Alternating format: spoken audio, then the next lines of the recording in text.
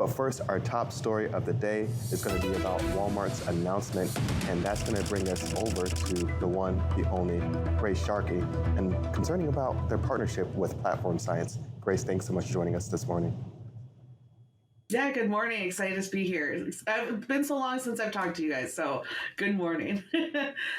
Good morning, Grace. Grace, this is really exciting what's going on with now Walmart and Platform Science, because it's going to have some really big benefits across the board, including at the driver level. First things first, tell us a little bit about what they're doing. Yeah, so Walmart has partnered with Platform Science, and they've put over 12,000 of their private fleets are now have their tablet within their truck. So what's really great about this is with Platform Science, they're able to integrate their own in-house workflow technology for their drivers called N-Transit. They're also able to grow their own technologies within that tablet, leveraging a number of Platform Science's already homegrown technologies when it comes to finding way stations, finding places to park. This is just another one of those really cool offerings that we're going to start seeing more of as OEMs start to invest in these aftermarket tools like Platform Science. We're going to start seeing a number of large enterprise fleets like Walmart starting to implement those into their own workforce to just grow their technologies over time. And the biggest part of this is, at the end of the day, it's best for the consumer. Scott Donahue, who led this initiative at Walmart, was really excited to already report a number of their on-time scores had improved, but most importantly, their driver satisfaction rates have improved. And as we all know, a lot of people view Walmart driving jobs as tier truck driving jobs. They treat their drivers very well. They pay them very well, as we saw come out earlier this year, maybe the tail end of last year. But it's really exciting to see the company work with another freight tech startup who's offering this advanced technology that, if Walmart themselves decided to grow and build themselves, would be a huge investment. Instead, they're partnering with someone who knows how to build this technology best and then integrating it into their fleet as fast as possible. And what's absolutely astonishing is that they started this partnership implementing these into their trucks in February and integrated all 12,000 of their fleets in a matter of a quarter. So really fast uptime, and they were very happy to see that. They don't normally see that type of integration happen that quickly. So fast, good for the drivers, and good for the consumer at the end of the day. With yet another freight tech company. We've talked about the partnership with Gatik a lot. We've talked about, of course, their partnership on different e-commerce platforms and them building out their own e-commerce product in-house too. But that's something that I think when the consumer thinks about Walmart and thinks about Walmart as a big box retailer, they don't automatically go to them as this leader in supply chain technology or this innovator in the way that shopping is done, right?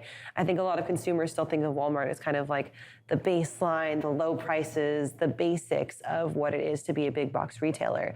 And this helps change their identity a little bit and almost keeps them competitive with like the Targets and with the Costco sometimes, right?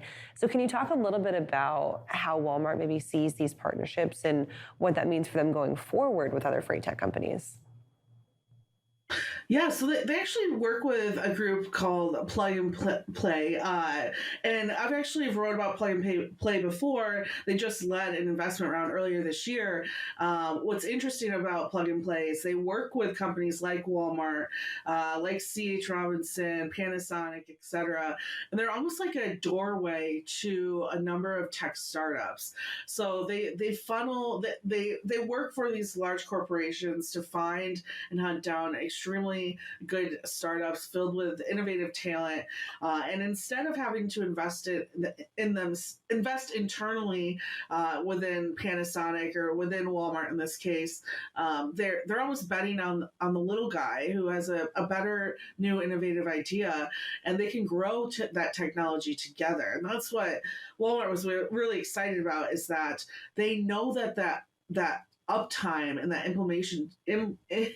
integration time was so quick because they had caught on to platform science as they're starting to grow and as they're starting to really advance their technology compared to working with maybe a legacy telematics company who would have not given them as much attention and who would have taken a lot more time to actually make this project work. So I agree with you. I think a lot of the end consumers don't understand how much technology and how much investment Walmart has all over their supply chain. I mean, even down to the investments they have at individual ports and different ways that they're working with ports to get their goods off those ships and into different warehouses and yards, etc.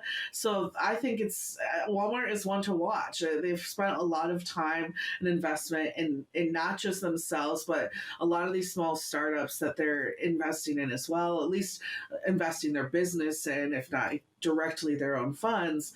And I think it's going to pay off for them. I mean, Platform Science, I think, is a great platform. There's working a lot with OEMs now, and Navistar in particular, to make sure that their technology will be integrated into trucks after they come off of the line. So it's I think it's really exciting. I think it's ahead of their time.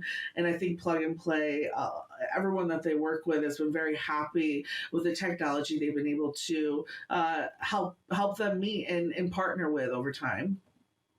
Grace, we of course just mentioned some of the other types of Walmart has integrated and really the movement of freight tech within the industry. With this partnership announced, do you think other companies, other large shippers and retailers might look to incorporate some types of really freight tech to really try to keep up or make sure that they're not missing out on any type of speed or innovation? Yeah, because I think at the end of the day, they're looking at a company, a very large behemoth who is not only a freight tech company, a logistics company, but also is a competitor of theirs like Amazon, right? Like you almost at this point have to start making these investments in order to keep up with that huge competitor who not only owns owns this incredible platform that third-party sellers just like Walmart uses as well, can sell their products on, but they are one of the largest logistics companies in the world. So I think you'll start to see that if I think a lot of these retailers in particular are going to look at the areas that they really struggle to control their supply chain. In this case, Walmart was struggling to make sure that their drivers were being retained well and enjoying their job and getting home every single day, making it on time. And they said, let's make an investment that's going to improve this specific area. So I can see a lot of that happening. I think you see it too with like Quiet Logistics and Abercrombie as well. So or American Eagle, sorry. So it shows you just different areas where I think you're going to see companies starting to invest a little bit more into small areas within their logistics and implementing freight tech where they can. To adopt more of a people-centric model, almost inadvertently when they go about implementing freight tech solutions like this. Because as you said, Grace, if you take care of the people that are at the baseline, then eventually everybody in the company really kind of benefits from that as well. And it's good to see, especially at such a large scale as Walmart. So let's talk a little bit about what else is going on in your ecosystem right now. What are you working on as far as story-wise, as far as radio show-wise, point of sale-wise? We do have a new episode of Point of Sale today, so that should be a good one. And of course, we have new episodes of Great Quarter Gals coming up. We have some incredible guests coming up on Point of Sale over the next couple weeks into the next month. Ship Bob's going to be on today. We're going to have the Chief Financial Officer of GXO on in a couple weeks. Of course, continuing the radio show, which has just been an absolute blast. You can check that out every Monday through through Friday from 5 to 7 p.m. Eastern Standard Time. Today is actually 3PL Day. So Mary O'Connell will be joining me as we dive into a number of 3PL logistics provider, brokerage type of stories, and growing that audience as well. So it's been a lot of fun, and the audience is really starting to pick up, and we're starting to get some really incredible feedback. So yeah, check that out. Give us a call and join our conversation on that show as well. Awesome, Grace. Well, thanks so much for joining us this morning. And real quick, what time is that show going to be? 5 to 7 p.m. Eastern Standard Time. Awesome. You can catch that on a SiriusXM channel 146. Grace, we will talk to you next week, I'm sure. At least if not, then we'll have her on Great Quarter Gals next Tuesday at 3 p.m. Right now, we're going to head over to The Wall. Donnie and Tony are here for our first carrier update of the morning.